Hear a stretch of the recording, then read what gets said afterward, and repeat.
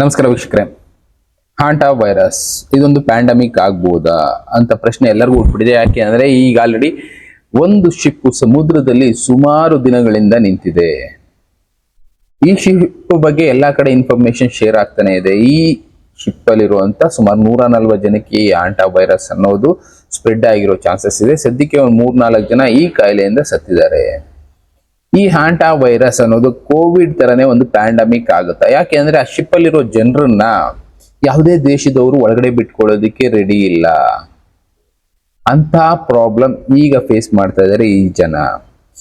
2026-27 ಈ ಸಮಯಕ್ಕೆ ಜ್ಞಾನಿಗಳು ತಿಳಿಸಿದ್ದು, ಕಾಲಜ್ಞಾನಿಗಳು ತಿಳಿಸಿದ್ದು ಒಂದು ವೈರಸ್ ಸ್ಪ್ರೆಡ್ ಆಗುತ್ತೆ, ಪ್ಯಾಂಡಮಿಕ್ ಆಗ್ಬೋದು ಅಂತ. ಇಷ್ಟೊಂದು ಈ ತರ ವೈರಸ್ಗಳು ಕಾಣಿಸ್ಕೊಳ್ತಾ ಇದೆ, ಹಾಗೆ ಮಾಯ ಆಗ್ತಾ ಇದೆ ಬಿಡಿ. ಆದ್ರೆ ಇದು ಕೂಡ ಅದೇ ತರ ವೈರಸ್ ಆಗಬಹುದಾ, ಇಲ್ಲ ಕಣ್ಮರೆಯಾಗಿ ಹೋಗ್ಬೋದಾ ಹೇಳೋದಕ್ಕಾಗೋದಿಲ್ಲ. ಬಟ್ ಇಲ್ಲಿ WHO ಕೂಡ ಅದ್ರ ಬಗ್ಗೆ ರಿಸರ್ಚ್ ಮಾಡ್ತಾ ಇದೆ, ಏನಾಗಿರ್ಬೋದು ಏನಾಗಿಲ್ಲ ಅನ್ನೋದನ್ನ. ಇನ್ನ ಈ ಆಂಟಾ ವೈರಸ್ ಬಗ್ಗೆ ಸ್ವಲ್ಪ ಭಯ ಎಲ್ಲರಲ್ಲೂ ಜಾಸ್ತಿ ಆಗಿದೆ. ಯಾಕೆ ಅಂದ್ರೆ ಇದು ಕೂಡ ಕೋವಿಡ್ ತರನೇ ಕಾಡುತ್ತೆ. ಕೋವಿಡ್ಗೊಂದು ಲಸಿಕೆ ತಗೊಂಡ್ವಿ, ಅದೇನೋ ಕಡಿಮೆ ಆಯ್ತು ಅಂತ ಅಂದ್ಬಿಟ್ರು. ಇವಾಗ ಇದಕ್ಕೆ ಬೇರೆ ತರ ಲಸಿಕೆ ಬೇಕಾಗುತ್ತೆ. ಯಾಕೆ ಅಂದ್ರೆ ಅದರಡಿದ್ದು ಬೇರೆ ತರ, ಇದಿರೋದು ಬೇರೆ ತರ, ಒಂದೊಂದು ರೀತಿ ಬ್ಯಾಕ್ಟೀರಿಯಾಗಳು ಫಾರ್ಮೇಶನ್ ಆಗಿರೋದ್ರಿಂದ ಅದ್ರೊಳಗಡೆ ಇರುವಂತ DNA ಇವೆಲ್ಲ ಮಾಡಿಫಿಕೇಶನ್ ಆಗಿರುತ್ತಲ್ಲ, ಅದೇ ಕಾರಣದಿಂದ ಇದಕ್ಕೆ ಹೊಸ ರೀತಿ ಲಸಿಕೆ ಹುಡಿಸ್ಬೇಕಾಗುತ್ತೇನೋ ಅಂತ ಯೋಚನೆ ಮಾಡ್ತಾ ಇದ್ದಾರೆ. ಇದೇನ್ ಫಸ್ಟ್ ಅಲ್ಲ. ಆಂಟಾ ವೈರಸ್ ಅಂದ್ರೆ ಬೇಸಿಕಲಿ ಇಲಿಗಳಿಂದ, ಅಳಿಲುಗಳು, ಇನ್ನ ಈ ಇಲಿ ಜಾತಿಗೆ ಸೇರಿದಂತ ಪ್ರಾಣಿಗಳಿಂದ ಸ್ಪ್ರೆಡ್ ಆಗುವಂಥದ್ದು. ಅವುಗಳ ಮೂತ್ರ ವಿಸರ್ಜನೆ ಇವೆಲ್ಲ ಇರುತ್ತಲ್ಲ, ಅದೆಲ್ಲದರಲ್ಲಿ ಫಾರ್ಮೇಶನ್ ಆಗೋ ಬ್ಯಾಕ್ಟೀರಿಯಾದಿಂದ ಈ ಹಾಂಟಾ ವೈರಸ್ ಅನ್ನೋದು ಸ್ಪ್ರೆಡ್ ಆಗುತ್ತೆ. ಈ ಆಂಟಾ ವೈರಸ್ ಅನ್ನೋದು ಇವಾಗಿಂದ ಅಲ್ಲ, ನಾನು ತೋರಿಸ್ತಾ ಇದ್ದೀನಿ ನೋಡಿ. ಅಳಿಲಾಗ್ಬೋದು, ಇಲಿ ಆಗ್ಬೋದು, ಇದರಿಂದ ಸ್ಪ್ರೆಡ್ ಆಗುವಂತ ವೈರಸ್ ಇದು. 20th ಸೆಂಚುರಿನಲ್ಲಿ ಸ್ವಲ್ಪ ಜನಕ್ಕೆ ಅನುಭವಕ್ಕೆ ಬಂತು. ಬಟ್ ಹಿಸ್ಟ್ರಿನಲ್ಲಿ ಹುಡುಕ್ತಾ ಹೋಗೋದಾದ್ರೆ ಇದು 1000 ವರ್ಷಗಳ ಮುಂಚೆಯಿಂದನೂ ಇತ್ತು. ಚೈನೀಸ್ ಕೆಲವಷ್ಟು ಮೆಡಿಕಲ್ ಟೆಕ್ಸ್ಟ್ ಬುಕ್ಗಳಲ್ಲಿ ಇದನ್ನ ರೆಕಾರ್ಡ್ ಮಾಡಿದ್ರು. ಅದಾದ ಮೇಲೆ ನಮಗ್ ಕಾಣಿಸ್ಕೊಂಡಿದ್ದು ಇಲಿಗಳಿಂದ ನಾರ್ಮಲ್ ಆಗಿ ತುಂಬಾ ಮೇಜರ್ ಆಗಿ 20th ಸೆಂಚುರಿನಲ್ಲಿ ಪ್ಲೇಗು, ಕಾಲ್ರಾ ಈ ತರದ್ದೆಲ್ಲ ಸ್ಪ್ರೆಡ್ ಆಗೋದು ಶುರು ಆಗೋಯ್ತು. ಅವಾಗ ಇದೇ ರೀತಿ ಒಂದೊಂದೇ ಕಾಯಿಲೆಗಳು ಬರ್ತಾನೆ ಇದ್ವು. ಅದರಲ್ಲಿ ಮೇಜರ್ ಆಗಿ 1950 ಇಂದ 53 ಕೊರಿಯನ್ ವಾರ್ ಟೈಮ್ ನಲ್ಲಿ ಒಂದು 3000 ಜನಕ್ಕೆ ಈ ರೀತಿ ಕಾಯಿಲೆ ಬಂದಿತ್ತು. ಈ ಆಂಟಾ ವೈರಸ್ ಕಾಯಿಲೆ ಏನಿದೆ ಇದು, ಇದರಿಂದ ಏನೇನಾಗುತ್ತೆ ಅನ್ನೋದಾದ್ರೂ ಇಲ್ಲಿ ತೋರಿಸ್ತಾರೆ ನೋಡಿ. ಡೆತ್ ಕೇಸಸ್ ಅಮೆರಿಕಾದಲ್ಲಿ ಜಾಸ್ತಿ, ಅರೌಂಡ್ 38 to 50% ತನಕ. ಅಂದ್ರೆ ಈ ಕಾಯಿಲೆ ಬಂದವರು ಸಾಯ್ತಾ ಇದ್ರು. ಫೀವರ್ ಬರ್ತಾ ಇತ್ತು, ಜ್ವರ, ಬಾಡಿ ಪೇನು, ಮಸಲ್ಸ್ ಎಲ್ಲ ಹಿಂಸೆ ಆಗುವಂಥದ್ದು, ಇನ್ನ ತಲೆನೋವು, ಹೊಟ್ಟೆ ನೋವು ಈ ತರದೆಲ್ಲ ಕಾಡ್ತಾ ಇತ್ತು. ಇನ್ನ ಕಿಡ್ನಿ ಫೇಲ್ಯೂರ್ ಆಗಿ ಜನ ಸಾಯ್ತಾ ಇದ್ರು. ಇಂಟರ್ನಲ್ ಬ್ಲೀಡಿಂಗ್ ಅನ್ನೋದು ಆಗ್ತಾ ಇತ್ತು ಈ ವೈರಸ್ ಇಂದ.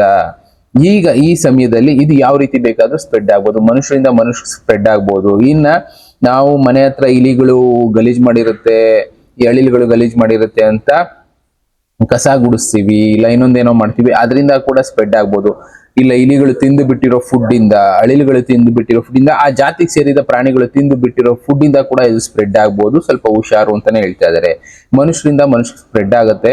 ನಾವು ಇಲಿದು ಗಲೀಜು ಅದು ಇದು ಎಲ್ಲ ಎತ್ತುವಾಗ ಆದಷ್ಟು ಬ್ಲೀಚಿಂಗ್ ಮಾಡಿ ಅಂತ ಹೇಳ್ತಾರೆ. ಅಂದ್ರೆ ಈ ಬ್ಲೀಚಿಂಗ್ ಪೌಡ್ರು ಅದು ಇದು ಎಲ್ಲ ಬ್ಯಾಕ್ಟೀರಿಯಾ ಕೊಲ್ಲುತ್ತಲ್ಲ ಅಂತದನ್ನ ಹಾಕ್ಬಿಟ್ಟು ಅದಾದ ಮೇಲೆ ಸ್ವಲ್ಪ ಹೊತ್ತು ಬಿಟ್ಟು ಕ್ಲೀನ್ ಮಾಡಿ. ಅದರಿಂದ ಇನ್ಫೆಕ್ಷನ್ ಸ್ಪ್ರೆಡ್ ಆಗೋದು ಕಡಿಮೆ ಆಗುತ್ತೆ.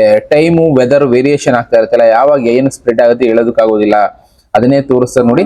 ಸ್ವಲ್ಪ ರೇರ್ ಕೇಸು ಇದು ಸ್ಪ್ರೆಡ್ ಆಗುವಂತ ಚಾನ್ಸಸ್, ಬಟ್ ಸ್ಪ್ರೆಡ್ ಆಗುತ್ತೆ. ಯಾಕೆಂದ್ರೆ ಶಿಪ್ ಅಲ್ಲಿ ಆಲ್ರೆಡಿ ಸ್ಪ್ರೆಡ್ ಆಗಿದೆ, 3 ಜನ ಅದಕ್ಕೂ ಸತ್ತಿದ್ದಾರೆ. ಅದಕ್ಕೋಸ್ಕರನೇ ಇವತ್ತು ಆ ಶಿಪ್ ನ ಯಾರು ಕೂಡ ಅಲೋ ಮಾಡ್ತಾ ಇಲ್ಲ. ಸಮುದ್ರದ ಮಧ್ಯೆನೇ ಇದೆ, ಜನ ಸತ್ರು ಪರವಾಗಿಲ್ಲ, ಅವ್ರು ಫುಡ್ ಎಲ್ಲ ಸಪ್ಲೈ ಕೊಡ್ತಾ ಇದಾರೆ ಬಿಡಿ. ಅಲ್ಲಿ ಜನ ಸಾಯ್ತಾ ಇದಾರೆ ಅಂತ ಗೊತ್ತಿದ್ದು ಏನ್ ಮಾಡ್ಬೇಕು ಅಂತ ಗೊತ್ತಾಗ್ತಾ ಇಲ್ಲ ಸರ್ಕಾರಗಳಿಗೆ. ಯಾಕೆ ಯಾವ ದೇಶನೂ ಅಲೋ ಮಾಡ್ತಾ ಇಲ್ಲ ಅಂದ್ರೆ ಅಷ್ಟೊಂದು ಡೇಂಜರಸ್ ಆಗಬಹುದು ಈ ವೈರಸ್ ಅಂತ ಇವತ್ತು ಕನ್ಸಿಡರ್ ಮಾಡ್ತಾ ಇದ್ದಾರೆ. ಜ್ಞಾನಿಗಳು ತಿಳಿಸಿದ್ದು ಇದೇ ವೈರಸ್ ಇಲ್ಲ ಈ ತರದ್ದು ಎಷ್ಟೋ ಬಂದು ಹೋಗಿದೆ. ನಾನು ಅದೇ ಹೇಳಿದ್ದು, ಇದೇ ಅದು ಅಂತ ಹೇಳೋದಕ್ಕಾಗೋದಿಲ್ಲ, ಸ್ವಲ್ಪ ವೇರಿಯೇಷನ್ಗಳು ಇರುತ್ತೆ. ಬಟ್ ಈ ತರದ್ದು ಬಂದು ಹೋಗ್ತಾ ಇರೋದ್ರಿಂದ ಯಾವ ಸತ್ಯ ಯಾವ ಸುಳ್ಳು ಅಂತ ಹೇಳೋದಕ್ಕಾಗೋದಿಲ್ಲ. ನಲ್ಲಿ ಇದು ಒಂದು ಪ್ಯಾಂಡಮಿಕ್ ಆಗುವಂತ ಮುನ್ಸೂಚನೆ ಕಾಡ್ತಾ ಇದೆ. ಅದಕ್ಕೋಸ್ಕರನೇ ಸೌತ್ ಅಮೆರಿಕಾದಿಂದ ಹೊರಟಂತ ಶಿಪ್ ಇದು ಸಮುದ್ರದ ಮಧ್ಯದಲ್ಲಿ ನಿಲ್ಲಿಸ್ಬಿಟ್ಟಿದ್ದಾರೆ.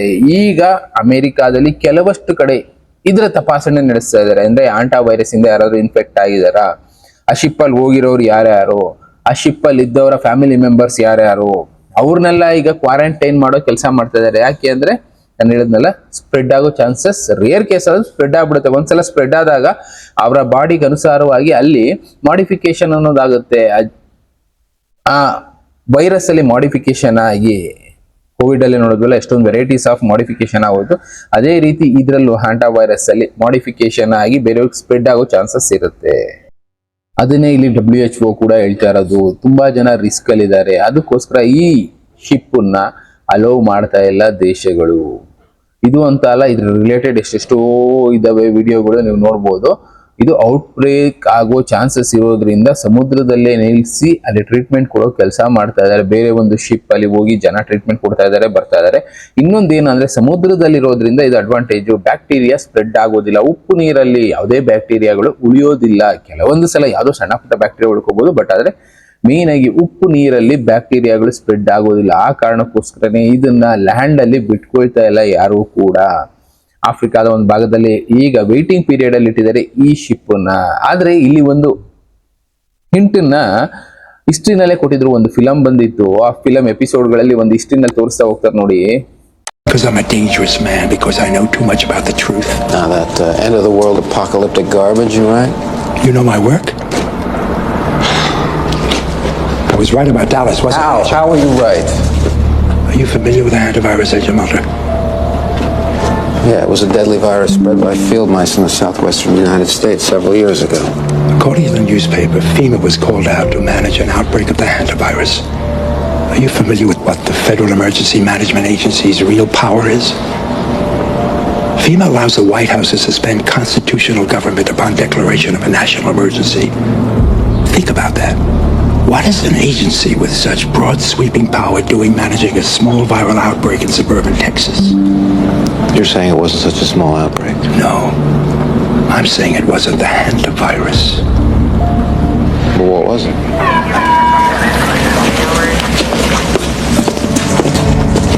What was it?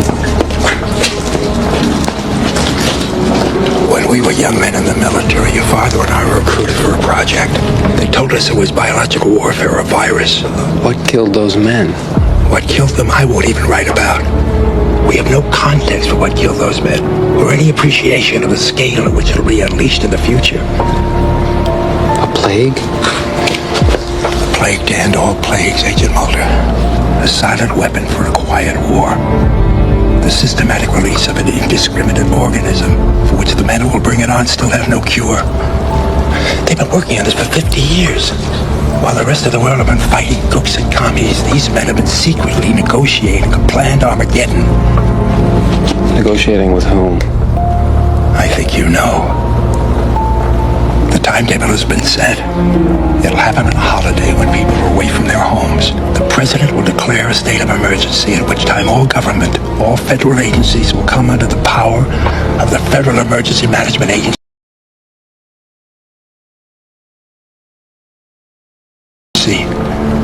FEMA, the secret government.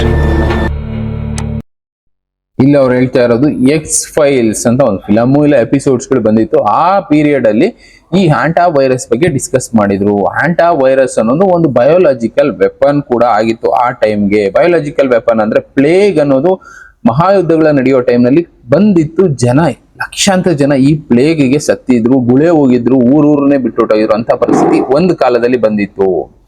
ಅದೇ ರೀತಿ ಬಯೋಲಾಜಿಕಲ್ ವೆಪನ್ ಆಗಿ ಇದನ್ನ ಬಳಸೋ ಚಾನ್ಸಸ್ ಇರುತ್ತೆ. ಜನರಿಗೆ ಕಾಯಿಲೆ ಬಂದ್ರೆ ಆಟೋಮೆಟಿಕಲಿ ಜನ ಸಾಯ್ತಾ ಹೋಗ್ತಾರೆ. ಬಯೋಲಾಜಿಕಲ್ ವೆಪನ್ ಆಗಿ ಇದು ಕೂಡ ಮತ್ತೆ ಬಳಕೆ ಮಾಡಬಹುದು ಅಂತ ಒಂದು ಸೀರೀಸ್ ಅಲ್ಲಿ ತಿಳಿಸ್ತಾ ಇದ್ದಾರೆ. ಬಳಸಬಹುದು, ಇಲ್ಲ ನಾರ್ಮಲ್ ಆಗಿ ಸ್ಪ್ರೆಡ್ ಆಗೋ ಚಾನ್ಸಸ್ ಇರುತ್ತೆ. ಬಟ್ ಇವಾಗ ಆಗ್ತಾ ಇರೋ ಸಿಚುಯೇಷನ್ ನೋಡ್ತಾ ಇದ್ರೆ ಏನು ಹೇಳೋದಕ್ಕಾಗೋದಿಲ್ಲ. ಒಂದು ಟೈಮ್ ನಲ್ಲಿ ಸುಮಾರು 50 ವರ್ಷದ ಮುಂಚೆ ಇದನ್ನ ಬಯೋಲಾಜಿಕಲ್ ವೆಪನ್ ಆಗಿ ಬಳಸಿದ್ರು ಅಂತ ಚಾನ್ಸಸ್ ಏನಾದ್ರು ಈಗ ಸರ್ಕಾರಗಳು ಮಾಡ್ತಾ ಇದಾವ ಅನ್ನೋ ಒಂದು ಪ್ರಶ್ನೆ ಹುಟ್ಟುಬಿಡುತ್ತೆ. ಒಟ್ಟಿನಲ್ಲಿ ಉತ್ತರಗಳು ಸಿಗೋದಿಲ್ಲ. ಕಾಲಜ್ಞಾನಿಗಳು ಹೇಳಿದ್ದು ಪ್ಯಾಂಡಮಿಕ್ ಇದೆ ಆಗಬಹುದಾ, ಯಾಕೆ ಅಂದ್ರೆ ಕೆಲವೊಂದನ್ನ ಹೇಳಿ ಮಾಡ್ತಾರಂತೆ. ಈಗ ಅವ್ರು ಮಾಡ್ತಾ ಇರೋ ಕೆಲಸ ಅದೇ ತರನೇ ಇದೆ. ಎಷ್ಟೋ ಕೆಲಸಗಳನ್ನ ನಾವ್ ಈ ತರ ಮಾಡ್ತೀವಿ ಅಂತ ಹೇಳಿ ಮಾಡ್ತಾ ಇರೋದ್ರಿಂದ ಇದನ್ನ ಫಿಲಂ ಮೂಲಕ ಜನಕ್ಕೆ ತಿಳಿಸಿ ಈಗ ಎಕ್ಸಿಕ್ಯೂಟ್ ಮಾಡ್ತಾ ಇರ್ಬೋದಾ ಒಂದು ಪ್ರಶ್ನೆ ಹುಟ್ಟುತ್ತೆ. ಒಟ್ಟಿನಲ್ಲಿ ನಮ್ಮ ಎಚ್ಚರಿಕೆಯಲ್ಲಿ ನಾವಿರೋದು ಉತ್ತಮ. ಮೇನ್ ಆಗಿ ಅವ್ರು ಹೇಳಿದ್ದಿದೆ, ಆಂಟಾ ವೈರಸ್ ಅನ್ನೋದು ಇಲಿಗಳಿಂದ, ಅಳಿಲುಗಳಿಂದ, ಮುಂಗೂಸಿ ಈ ತರ ಜೀವಿಗಳಿಂದ ಸ್ಪ್ರೆಡ್ ಆಗುತ್ತೆ. ಆದಷ್ಟು ಅವುಗಳ ವೇಸ್ಟ್, ಮಲ ಮೂತ್ರ ಇದೆಲ್ಲಾದ್ರೂ ಮಾಡಿದ್ರೆ ಬ್ಲೀಚಿಂಗ್ ಪೌಡರ್ ಅಲ್ಲಿ ಕ್ಲೀನ್ ಮಾಡಿ, ಇಲ್ಲ ಕ್ಲೋರಿನ್ ಹಾಕ್ಬಿಟ್ಟು ಸ್ವಲ್ಪ ಹೊತ್ತು ಬಿಟ್ಬಿಟ್ಟು ಬ್ಯಾಕ್ಟೀರಿಯಾಸ್ ಎಲ್ಲ ಅಂದ್ರೆ ಇನ್ಫೆಕ್ಷನ್ ಸ್ಪ್ರೆಡ್ ಆಗದೆ ಇರೋ ರೀತಿ ಕ್ಲೀನ್ ಮಾಡಿ. ಪ್ಲಸ್ ಯಾರಾದ್ರೂ ಈ ಅಳಿಲು ಮೊಲ ಅದು ಇದು ಸಾಕಿರ್ತೀರಾ, ಮೊಲನು ಅದೇ ಜಾತಿಗೆ ಬರುತ್ತೆ ಹತ್ರ ಸಾಕಿರ್ತೀರಾ, ಅವುಗಳು ಪರ್ಚೋದ್ರಿಂದ ಇಲ್ಲ ಅವುಗಳು ಕಚ್ಚಿರೋ ಫುಡ್ನ ನೀವು ತಿನ್ನೋದ್ರಿಂದ ಈ ಕಾಯಿಲೆಯನ್ನು ಸ್ಪ್ರೆಡ್ ಆಗೋ ಚಾನ್ಸಸ್ ಇರುತ್ತೆ. ಸ್ವಲ್ಪ ಎಚ್ಚರಿಕೆಯಿಂದ ಇರಿ ಅಂತಾನೆ ಹೇಳ್ತಾ ಇದ್ದಾರೆ. ಇನ್ನು ಮನುಷ್ಯರಿಂದ ಮನುಷ್ಯರಿಗೆ ಸದ್ಯಕ್ಕೆ ಚಾನ್ಸಸ್ ಕಡಿಮೆ, ಅದೇ ಪ್ರಾಣಿಗಳಿಂದ ಪ್ರಾಣಿಗಳಿಗೆ ಬೇಗ ಸ್ಪ್ರೆಡ್ ಆಗ್ಬಿಡುತ್ತೆ, ಅವುಗಳಿಂದ ಮನುಷ್ಯರಿಗೆ ಆಟೋಮೆಟಿಕಲಿ ಬಂದ್ಬಿಡುತ್ತೆ. ಅದಕ್ಕೆ ಎಚ್ಚರಿಕೆಯಿಂದ ಇರಿ ಅಂತ WHO ಎಚ್ಚರಿಸ್ತಾ ಇದೆ. ಪಕ್ಕ ಯಾರಾದ್ರೂ ಮೊಲ ಸಾಕಿರೋರು, ಇನ್ನ ಅಳಿಲು ಸಾಕಿರೋರು ಸ್ವಲ್ಪ ಎಚ್ಚರಿಕೆಯಿಂದ ಇರಿ. ಇಲಿಗಳನ್ನ ಕೆಲವೊಬ್ರು ಸಾಕ್ತಾ ಇರ್ತೀರ, ಅವರು ಕೂಡ ಅದು ಪರ್ಚಿದ್ರು ಇದು ಇನ್ಫೆಕ್ಷನ್ ಸ್ಪ್ರೆಡ್ ಆಗುತ್ತೆ, ಎಚ್ಚರ. ಇನ್ನ ಎಷ್ಟೋ ವಿಷಯಗಳಿದೆ ತಿಳಿಸ್ತಾ ಹೋಗ್ತೀನಿ. ಥ್ಯಾಂಕ್ ಯು, ಮತ್ತೆ ಸಿಗ್ತೀನಿ. Good bye.